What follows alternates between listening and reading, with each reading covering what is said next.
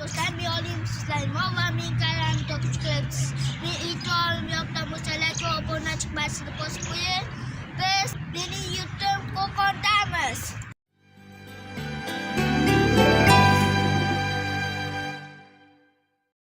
Otam ko'p.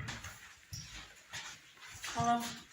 Mana bu eksponatlarimiz soliqchilar buyumi. Demak, Qo'qon xonligi mana tepada shaharlar soliq to'lashgan. Mana bu yerda eksponatlarimiz o'sha xonlik davrida chiqarilgan, ya'ni zarb qilingan tangalar. Demak, Qo'qon xonligida 19 ta xonlik o'tgan.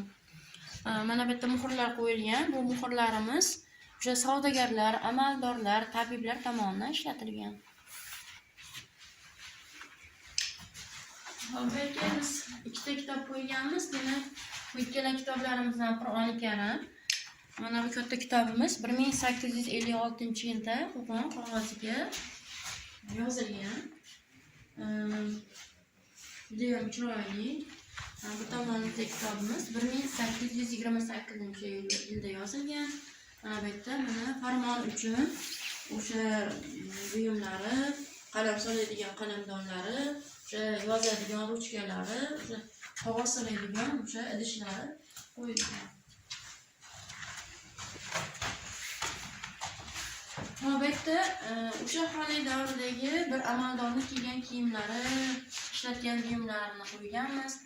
Mana zartonlari, belidagi rimellari, mana boshidagi sallalari, buni chilim deb atashgan. O'rtasida chilobjon, bunisi endi shamdon. Demak, o'sha paytlarda elektr chiroqlar bo'lmaganligi sababli mana shunaqangi shamdonlarga shamlar qo'yilgan.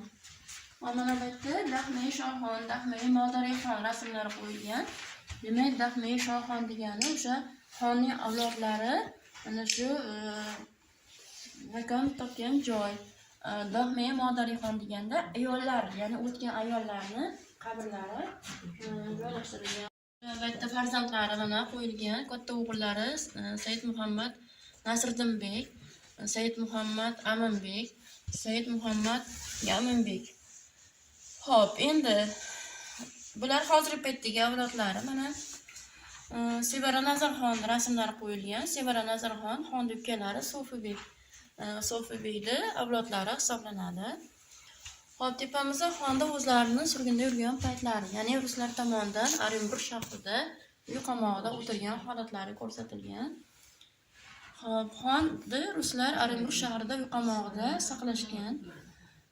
Xudoyorxon aytdi 2 yil yashagandan keyin, 2 yildan keyin aytdan qochib ketishga muvaffaq bo'lganlar. Afg'oniston, Hindiston orqali Makkaga borib, Makkadan yana uyga qaytib kelaturganlarda, Afg'onistonga kelishganda o'pi kasali bo'lib, o'sha Afg'onistonda o'tganlar. O'sha Afg'onistonda Hirot degan provinsiyasiga dafn qilingan 1882-yil 51 yoshda bo'lganlar. Xo'p, Nasriddin xon otasidan keyin taxtga o'tirgan 6 oydan keyin ruslar kelib Nasriddin xonni xonlik tugatilgandan keyin Vladimir shahriga surgun qilishgan.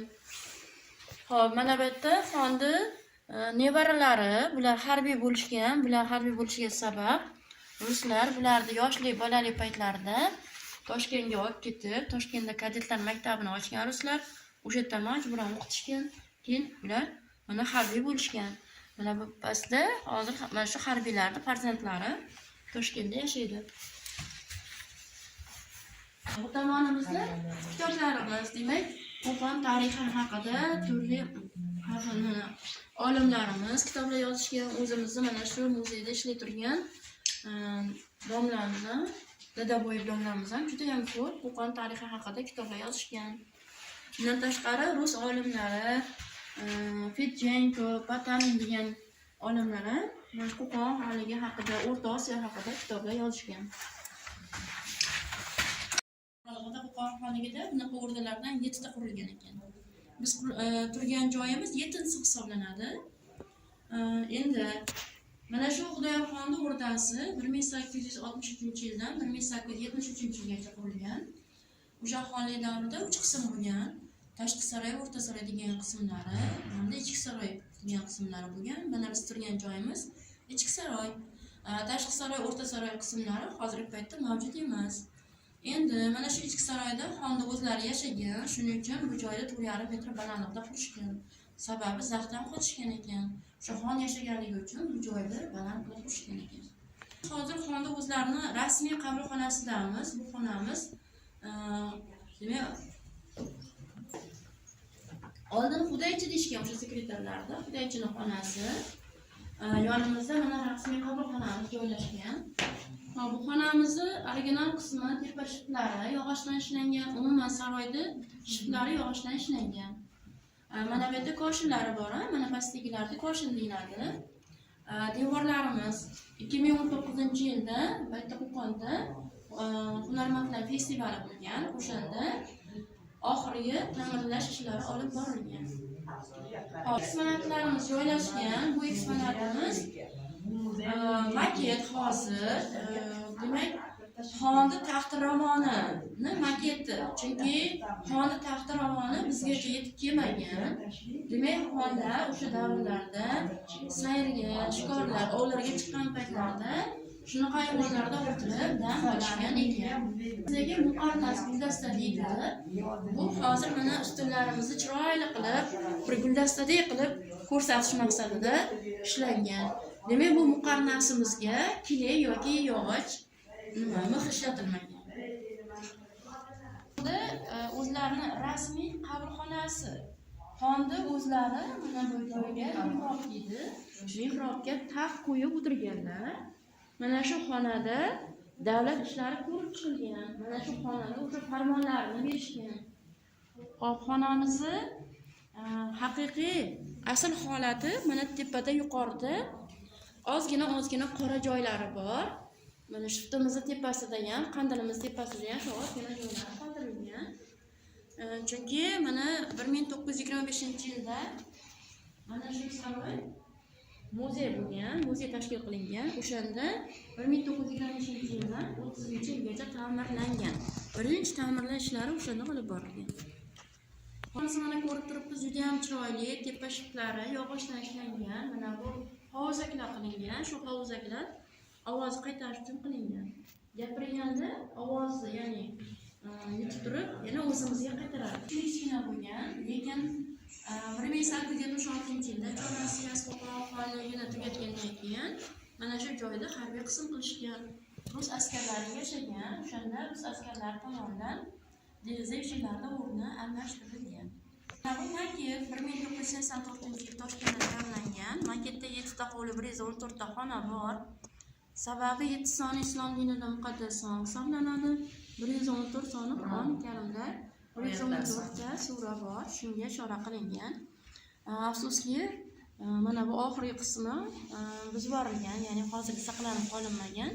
Mana bu orqa qismi haram deb atalgan o'sha paytda. Haram degani bu ayollar yashagan qism hisoblanadi.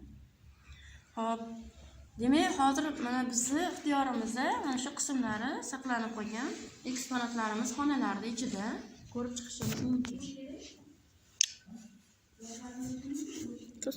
Saroy qurish uchun Qo'qon xonligida mana shu saroyimizni qurish uchun baytda g'isht pishirishgan ekan, g'isht tayyorlashgan.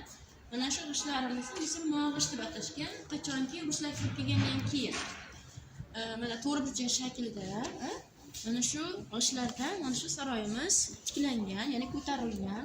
Mana bu yerda eski holatlari bor. Bu tomonlarda mana ko'rib chiqsak bo'ladi. Mana shu gumbaz tomonimizda o'sha Otabek Noyev xonasi bor. Mana shu tomonlari o'sha xonlik davridagi g'ishtlarimiz.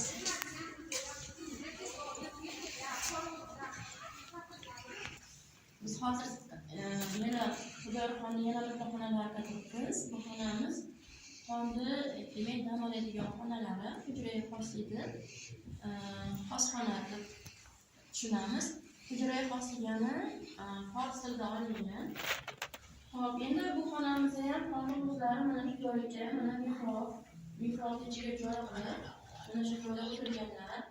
Sababi o'sha davrlarda demak xon uchun mihrobga joy qilingan. Bu xonamizni mana e'tibor bera turgan bo'lsak, juda ham chiroyli, narigi xonamizga o'xshab. Demak, xonning xonalarini bironta ham ochiq joylari bo'lmagan. Hamma joylariga mana shunaqangi islomiy naqshlar tushirilgan, rang-barang gullar tushirilgan. Xo'p, endi bu xonamizda ham mana ozgina o'zini asl holatida ko'rsatilgan. Bo'lgan.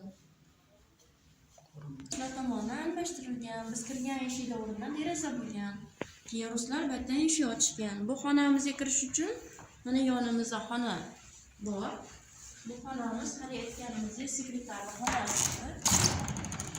Hozirgi paytda namozxona